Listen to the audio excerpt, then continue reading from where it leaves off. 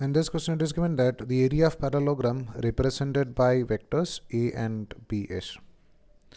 So if you want to find out the area of a parallelogram, so we'll use this equation. Area of parallelogram is equal to magnitude of A vector cross B vector.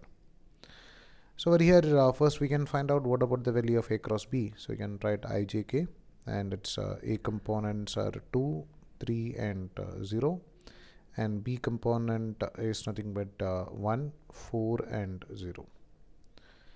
So we can find out what about the value of its A vector cross B vector. So we can write I cap into, we'll take this column and eliminate this column and row. So we can write this is 0 minus 0, so this is going to be nothing but 0, minus j cap into, here we'll eliminate this column and row, so again 0 minus 0, so this is also going to be 0, plus k cap into, if you are taking this k cap, we'll eliminate this column and row, then we'll multiply along this direction, that is 4 into 2, that is 8, 8 minus 3 into 1, that is 3.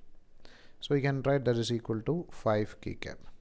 So the value of A cross B is 5 k cap, or its magnitude. So if it is just the magnitude of A cross B, that is equal to nothing but 5.